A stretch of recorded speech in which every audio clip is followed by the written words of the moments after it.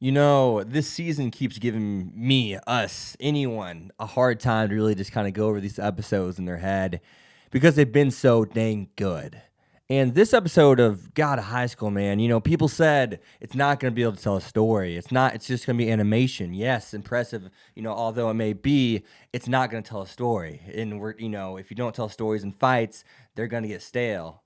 Well, today I'm here to say God of High School told a story. It told a beautiful one. I'm not going to ramble on that because the only thing I can really say is it told a absolutely beautiful story from a literature standpoint. And through that said fight, the final one, Dawe versus, of course, Jin, it told a story through art. It told a story through fist.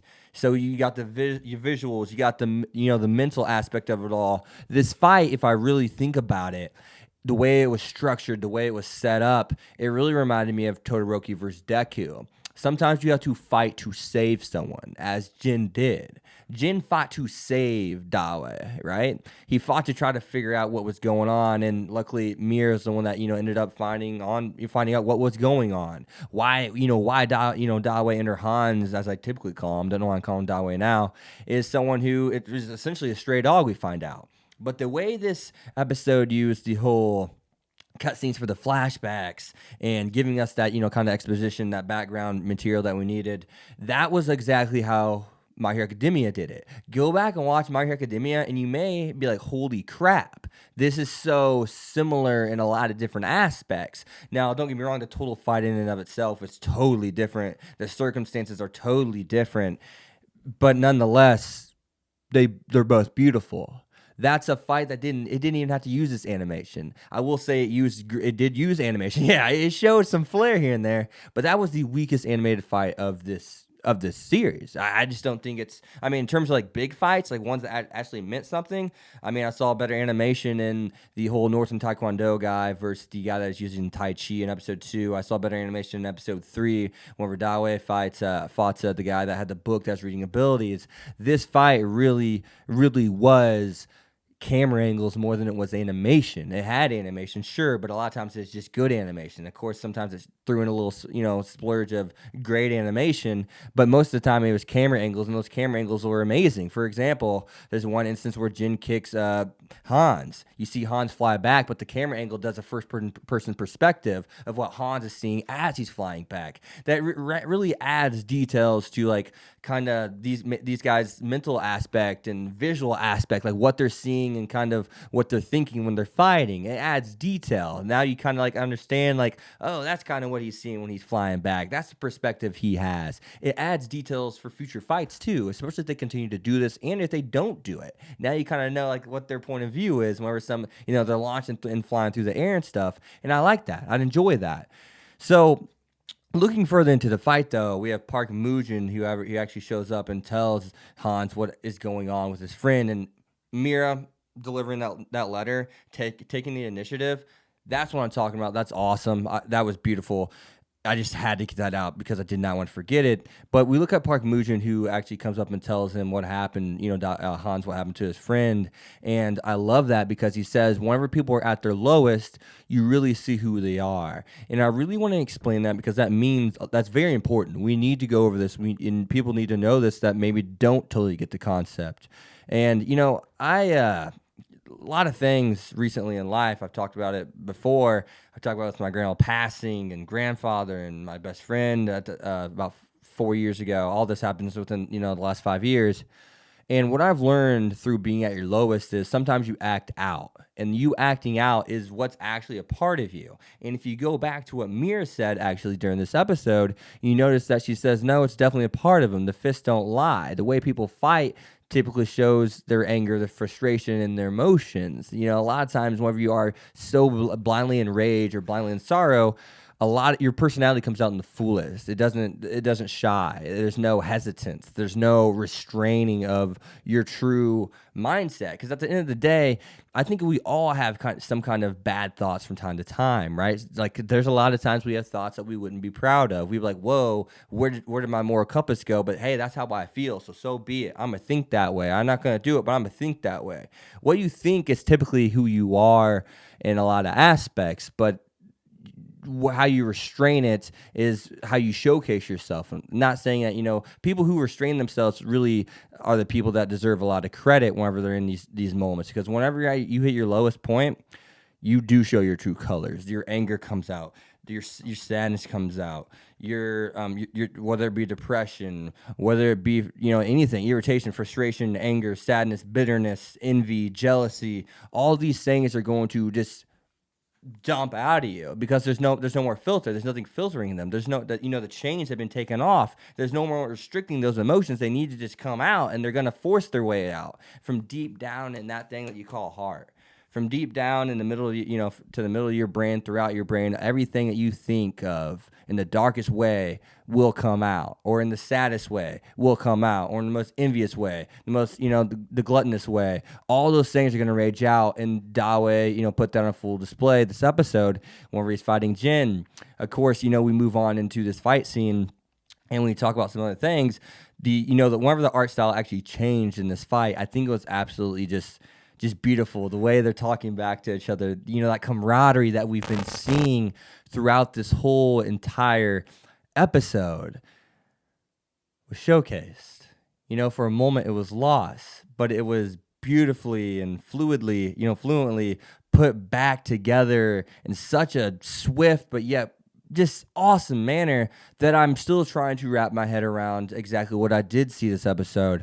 But seeing, this group come together, seeing Mir bring in the note, seeing, at the end where we actually get to see Jin's original technique, the Blue Dragon, that was so cool because we didn't know he had that. We saw everything Jin had, but we saw what he's holding in his back pocket. And we also saw that Hans is really close to being the same strength of Jin, but he's not quite there. But nonetheless, where we see Jin actually win this fight, and we have Mir just standing at the side of the ring, and they're walking out together. That I don't even think I should make a thumbnail because that's such a powerful scene. But whenever they're walking out together, I absolutely adore. I adore what that scene does for these characters, for this environment it's set up, for this kind of chemistry the show is set up for the characters. I believe it just through 5 episodes,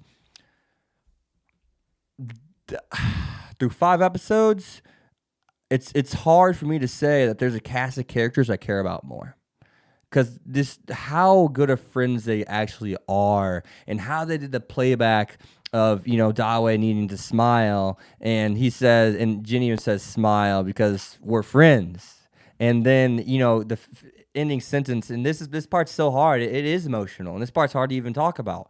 His friend, saying, or Han saying, "Why should I smile?" After they fought on the roof, and him coming and saying, "Because that's what friends do. They smile at each other, and that's what we are. So you need to be starting to do that." A lot of messaging, a lot of emotion, a lot of reason why Hans is such emotional distress. I mean, it's not necessarily that Hans is a bad guy. We even get to see towards the beginning of the episode, whenever he imagines his friend in the hospital and stuff like that. He also cuts an image of Mira, him punching her, and of course we saw the image that was in his mind with his hands red and stuff, and he's throwing up because of it. It's sick to his stomach. It shows you that Hans really isn't that person. If you don't just throw up after you think about how you fought someone in a dirty way, in a sense. And Hans did that, and Hans was accepted that. Hans was someone who knew what he needed to fight for, but he didn't realize who he was until he lost the reason to fight for that specific person. And even his friend kind of, in the message, he kind of really insinuates that he knew Hans would be going over the top for him because he knows oil. He referenced that. And of course, this whole fight was a reference a little bit, the whole Jin versus Hans fight was also, of course, a reference to him fighting his old friend, Segunte, or whatever his name was, Segunte. I can't remember. That name was so hard to pronounce. But that whole fight is also a reference to them. The way they're going back and forth, is beating the snot out of each other, is the same way that he fought his best friend. And that was a reference to, well, guess what? Jin's about to be that best friend to Hans now too. So it's a cool episode. I may be talking soft spoken in this voice. I may be talking really soft, but man, this episode is cool. It was just beautiful. This episode was beautiful, and that's all I can really say. That's the only emotion that really comes to my head. But just make sure I did cover everything for you. Looking at my notes, I believe, which I believe I did cover everything that I really did want to. This episode is fantastic, start to finish. It reminded me of the Todoroki Deku fight. The way it used its flashbacks, it gave us the visual perspective. The way it gave us dialogue whenever Hans turned his leaf and was fighting Jin, and that this cool art style was heartwarming. It was cool. It was just so, I'm so happy because it's just the show presented to me through its ED, through its opening, through the first few episodes, that this could be a really cool kind of synergy these characters have. Like, I just feel so connected with them. And I just feel so, like, I'm rooting for them because they're friends and they're such good friends that I just want to see them excel together. I want to see this group go somewhere together.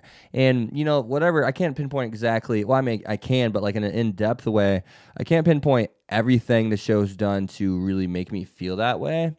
But nonetheless, I can see why I should feel that way, at least 90% of the reason why I should feel that way. But then the other 10% is just something special. It's just something in the writing. And yeah, beautiful show, beautiful episode. Not as beautiful review per se, most likely, but nonetheless, I think I found a show that, when it wants to, it brings out a side of me that ReZero kind of does. This is cool. I'm really, this show needed to air now. ReZero needed to air with God of High School. Snafu, good thing it got delayed as well. Sword Art Online, good thing it got delayed as well, because this small season of anime has really set up to be something special. As a matter of fact, it already is special. I'm so excited that I get to review God of High School Monday, ReZero Wednesday, and talk to you guys about this. But with that being said, guys, thank you guys for watching this video. Thank you for sharing this experience with me. Thank you for watching my review once again, because it's fun to talk about this. I'm not in an area where I can't just go ahead and talk to people around me about this, but it's fun.